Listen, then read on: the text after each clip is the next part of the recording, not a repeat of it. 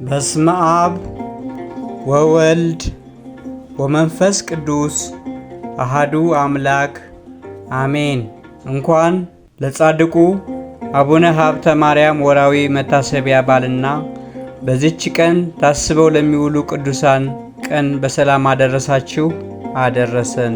ወር በገባ በ26 በኢትዮጵያ ኦርቶዶክስ ተዋሕዶ ቤተ ክርስቲያን ታስበው ከሚውሉት እግዚአብሔር አምላክ ቃል ኪዳን ከገባላቸው ቅዱሳን አባቶቻችን አንዱ ኢትዮጵያዊ ጻድቅ አቡነ ሀብተ ማርያም አንዱ ናቸው። ታዲያ ጻድቁ አቡነ ሀብተ ማርያም አምስቱን መቅሰፍቶች የማስወገድ ስልጣን የተሰጣቸው የነበሩበት ዘመን 1986 ዓ.ም ንጉሥ እስክንድር በነበረበት ጊዜ ነው። አባቱ ፍሬ ብሩክ፣ እናቱ ዮስቲና ይባላሉ። ፍሬ ብሩክና ዮስቲና በሕገ እግዚአብሔር፣ በሃይማኖት፣ በትሩፋት፣ በምግባር ጸንተው ከሚኖሩ ደጋግ ክርስቲያኖች ነበሩ። የጻድቁ አቡነ ሀብተ ማርያም እናት ቅድስት ዮስቲና ጻድቁ አቡነ ሀብተ ማርያምን ከመውለዷ በፊት ሰው ሁሉ ዓለሙን ቢገዛ ነፍሱን ካጣ ምን ይጠቅመዋል የሚለውን የወንጌል ቃል ተረድታ መንና ወደ በረሃ ሄደች። በበረሃ ውስጥም ከሰው ተለይቶ የሚኖር ባህታዊ በዋሻ ውስጥ አገኘች። የመጣሁት ለምንና ነው፣ ጌታ በወንጌሉ እርፍን ይዞ ወደ ኋላ የሚያርስ የለም እንዳለ ወደ ዓለም አልመለስም አለችው። ይህም ባህታዊ ምናኔ ምንኩስና ላንቺ አልተፈቀደልሽም፣ ከሕጋዊ ባልሽ ወንድ ልጅ ትወልጃለሽ፣ እርሱም ለዓለም ሁሉ ይተርፋል፣ በጸሎቱም ብዙዎችን ይጠቅማል፣ እንደ መላእክትም ክንፈ ጸጋ ተሰጥቶታል በማለት ነገራት። ቅድስት ዮስቲናም ከአረጋዊ ባህታዊ ይህን ነገር ሰምታ አደነቀች። የፈጣሪዬ ፈቃድ ከሆነ ወደ ቤቴ እመለሳለሁ ብላ ወደ ቤቷ ተመለሰች። ጥቂት ጊዜያት ከቆየች በኋላ ግንቦት 26 ቀን ጻድቁ አቡነ ሀብተ ማርያም ተወለዱ። በአባቱና በእናቱ ቤት ታላቅ ደስታ ሆነ። 40 ቀን ሞላው። 40 ቀን በሞላው ጊዜ በኦሪትና በሉቃስ ወንጌል እንደተጻፈ በእግዚአብሔር ፊት ያቆሙት ዘንድ ወደ ቤተ ክርስቲያን ወሰዱት። በተጠመቀ ዕለትም ሀብተ ማርያም ተብሎ ተሰየመ። ታላቁ አቡነ ሀብተ ማርያም በፈሪሃ እግዚአብሔር በትምህርት አደጉ። ከዕለታት አንድ ቀን ካህናቱ በቤተ ክርስቲያን ምህላ ሲያደርሱ እግዚኦ መሐረነ ክርስቶስ እያሉ ሲጸልዩ ሰምቶ በልቦናው ይህች ጸሎት በጣም ጥሩና መልካም ጸሎት ናት አለ። በዚህ ጸሎት ከዓለም አሳችነት ገሃነመ እሳት እንድንባዝ ዘንድ አውቃለሁ፣ የንስሐ መንገድ ናትና ብሎ ተናገረ። ከዚህ ጊዜ ጀምሮ አባታችን አቡነ ሀብተ ማርያም በዚህ ጸሎት ተጠምዶ በጾምና በጸሎት በስደት የሚኖር ሆነ። አባቱ ፍሬ ብሩክ አቡነ ሀብተ ማርያምን የበግ ጠባቂ አደረገው። እግዚአብሔር ግን በኋላ ለብዙዎች ሥራውን ቅዱሳንንና በዓለም ለሚኖሩ ምዕመናን በጎች ጠባቂ ያደርገው ዘንድ ወዶ መርጦታልና ያ ቀን እስኪደርስ ፈጣሪያችን ኢየሱስ ክርስቶስ ይጠብቀው ነበር። አባታችን አቡነ ሀብተ ማርያም ከአባቱ አጠገብ ተኝቶ ሳለ ሀብተ ማርያም ሀብተ ማርያም የሚል ድምፅ በሌሊት ከሰማይ መጣ። አባቱ ባጠገቡ ተኝቶ ስለነበረ የጠራው መስሎት አባቴ ሆይ አለሁ ሲል መለሰ። ከዚህ በፊት ቃል ከሰማይ ጠርቶት አያውቅም። እንደ ሳሙኤል ጌታዬ ባሪያህ ይሰማሃል፣ ተናገር አለ። ጌታችን መድኃኒታችን ኢየሱስ ክርስቶስም አናገረው። ከዚህም በኋላ አባቱ ከሀገሪቱ ታላላቅ ሰዎች አንዷን እጮኛ አጨለትና ታገባለህ አለው። አባታችን አቡነ ሀብተ ማርያም አባቴ ሆይ እኔ ራሴን ለክርስቶስ በድንግልና ለመኖር አጭቻለሁ፣ ተራክቦዬም ቃለ ወንጌልን መስማት እንጂ ሌላ አይደለምና ለምን እንዲህ ትለኛለህ አለ። አባቱም ያለ አቡነ ሀብተ ማርያም ፈቃድ ሙሽራይቱን ለማምጣት ሄደ። አባታችን አቡነ ሀብተ ማርያምም ሀገር ጥሎ ለመሰደድ ከቤት ተደብቆ ወጣ። መንፈስ ቅዱስም በመብረቅ አምሳል አባቱን ገሰጸው። በዚህ ድንጋጤ ምክንያት የሥጋ አባቱ ከዚህ ኃላፊ ዓለም አረፈ። አባታችን አቡነ ሀብተ ማርያምም የአባቱን ረፍት ሳያይ አፋር ወደምትባል ሀገር ወደ አሰቦት አቡነ ሳሙኤል ገዳም ሄደ። አባ ሳሙኤል ከሚባሉ ደግ መነኩሴ ቦታ ገብቶ ኖረ። በዚያም ገዳም ውሃ በመቅዳት እንጨት በመስበር ልብስ በማጠብ እህል በመፍጨት አበው መነኮሳትን ሲያገለግል ኖረ።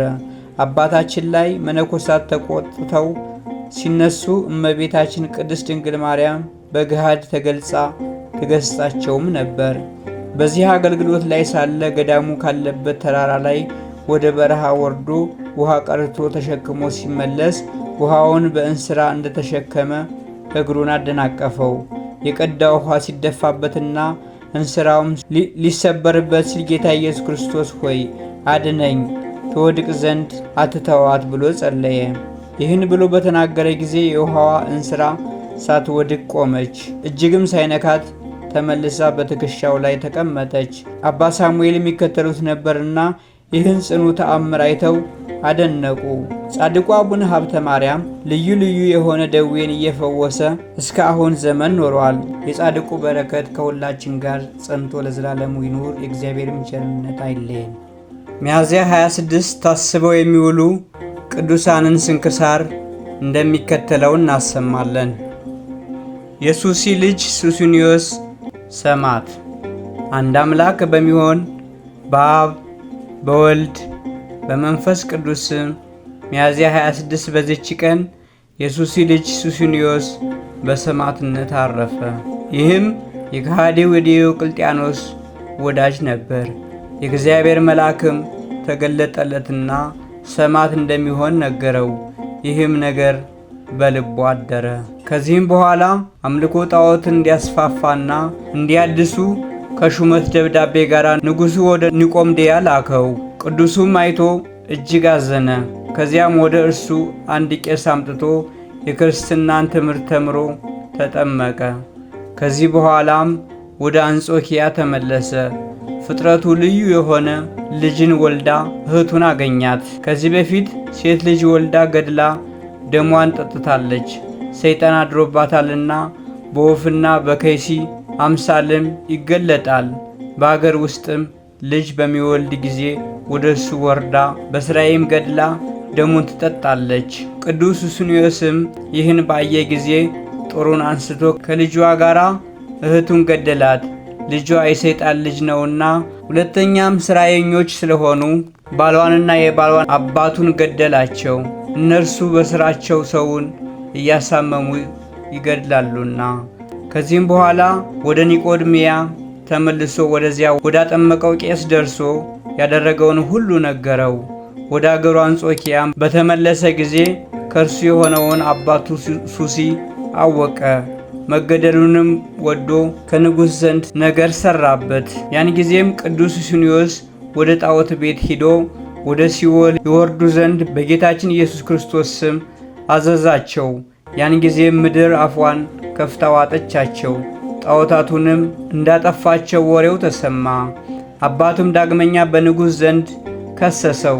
ታላቅ ሥቃይ የሚያሰቃዩት ዘንድ ንጉሥ አዘዘ።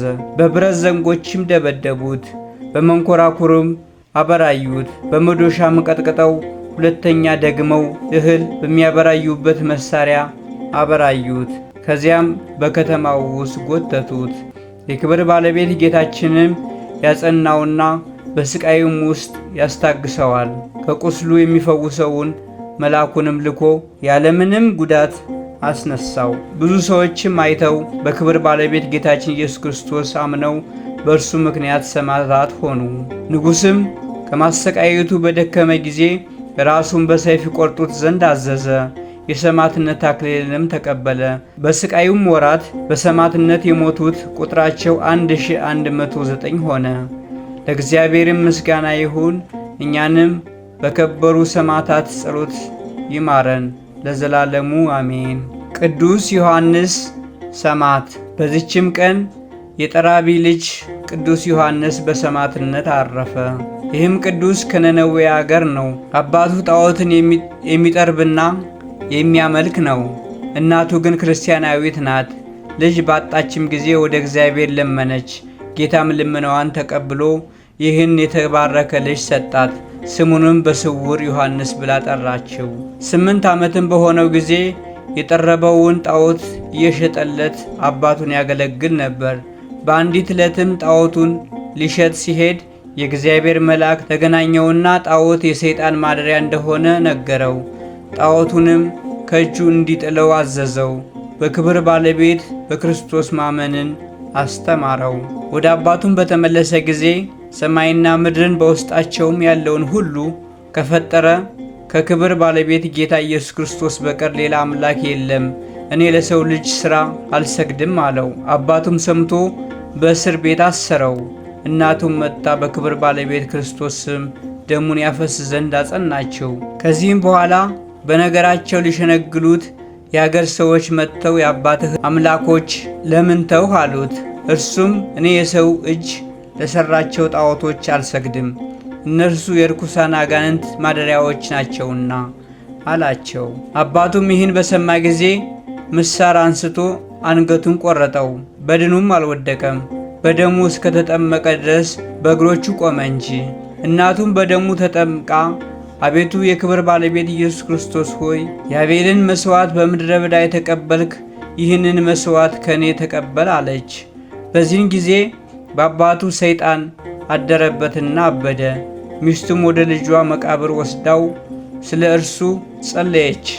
ቅዱስ ዮሐንስም በሌሊት ወደ እርሱ መጥቶ አባቱን በጦር ወጋው፣ ሰይጣኑም ከእርሱ ወጣ። ከዚህ በኋላም በክብር ባለቤት በጌታችን ኢየሱስ ክርስቶስ አመነና በደሙ ተጠመቀ። ለእግዚአብሔርም ምስጋና ይሁን፣ በረከቱም ከእኛ ጋር ለዘላለሙ ትኑር አሜን። ወስብሐት ለእግዚአብሔር ወለወላዲቱ ድንግል ወለመስቀሉ ክቡር። ይቆየን። የተባረከ ጊዜ ይሁንላችሁ።